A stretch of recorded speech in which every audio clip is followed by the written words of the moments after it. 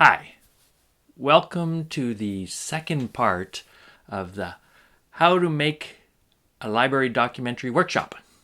This part is called Production. It's the most important part to me because I was a production manager in the film and television industry. So this is where I'm kind of the expert at documentary filmmaking. When you finish the development part and you start production, the first thing you do is come up with a shot list. You take your proposal and you break it down into shots. Just like as a writer, you would use verbs and adjectives to create a narrative that kind of helps you build a reality of what you're trying to tell. Well, in documentary filmmaking, we have different shots that are arranged in a narrative, in a timeline, in order to create a reality. For example, if you're interviewing a doctor that day, we would start off with an establishing shot, the hospital that the doctor works in. And then we would go to a long shot of the doctor working in the hospital. And then we'd have the final interview shot of a medium shot of the doctor sort of doing the interview. And we list all these in the shot list before you go on the day, because if you show up on the day, you'll forget one of them. And then you can't go back. You can, but it's difficult. So what we do on those days is we make sure that we know exactly what we're going to capture on those days in order to arrange this timeline of shots to create a reality for the audience. There's everything from close-ups, a close-up shot, a traveling shot, to an establishing long shot. But as long as you have them listed, you'll be able to sort of knock them off as the day goes through. Now, when I'm talking about interviews, there's basically two types of interview styles. There's conversational interviews, where the recording includes the person asking the questions. You can hear the person going, how are you feeling today? And then the interviewer's like, good.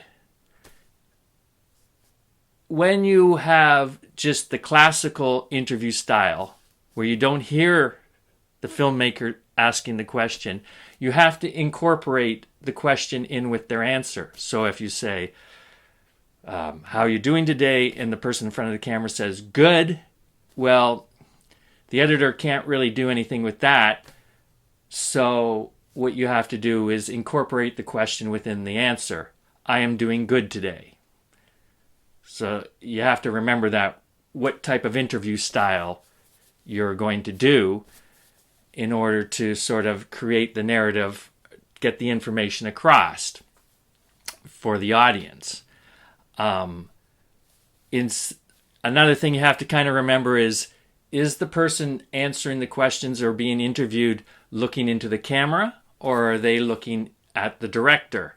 You sort of have to give them guidance. Which is which? Sometimes you will put the person asking the question as closest to the lens as possible. So it's both. So it's very comfortable. Most people are comfortable talking to a person. They're not really comfortable talking to a lens. So you have to sort of feel that out. What's comfortable for them and how that's going to work out.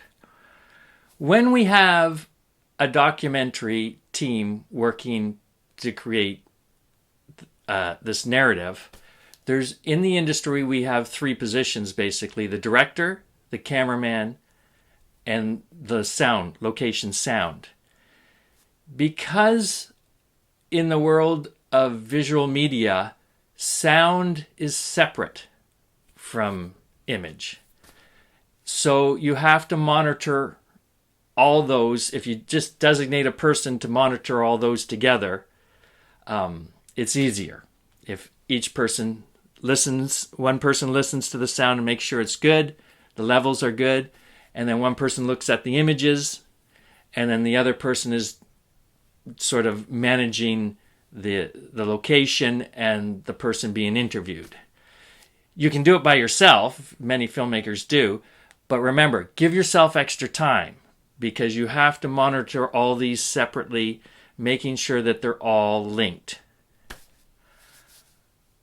Another thing that you have to remember when you're doing a documentary and you're doing interviews and you're recording sound is a location scout. Wherever you're going to go, make sure you have access. We talked about that in pre-production.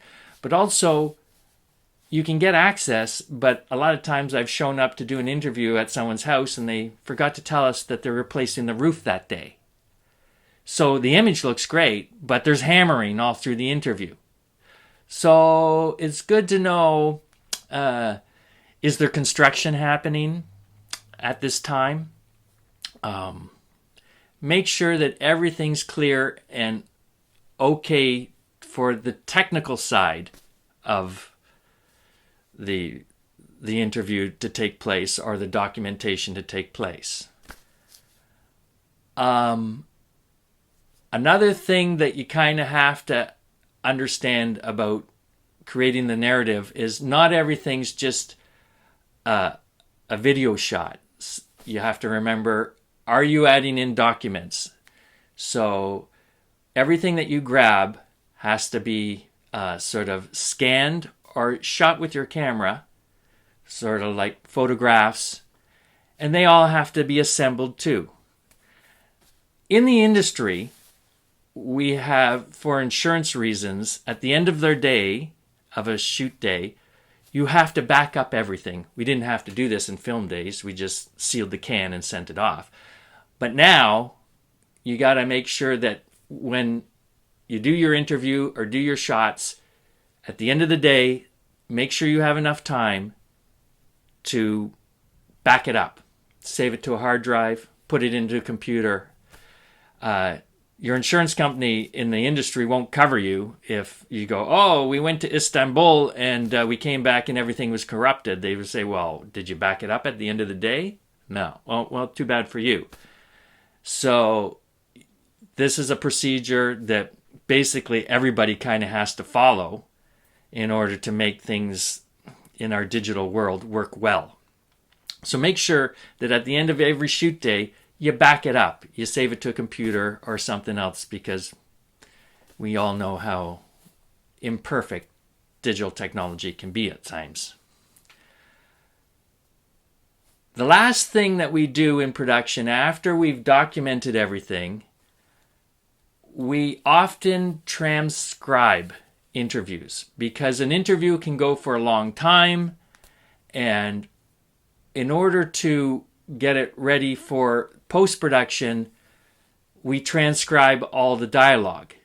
That helps when you tell the story at the end to be able to edit out, oh, well, most of this, what they said, the person being interviewed, wasn't important. And it allows you to focus and makes the editing process a little easier. So transcription is the last thing we do in production after we do our interviews and documentations, and we back up everything. We finalize by transcribing everything. It just helps to understand what is important. Because remember, you always have to go back to your proposal and go, what is my documentary about? From the idea.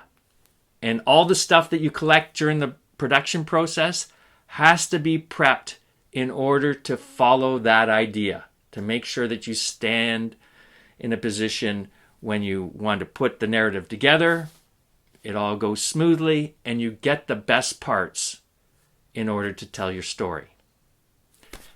So that's kind of the gist of the production part of how to make a library documentary.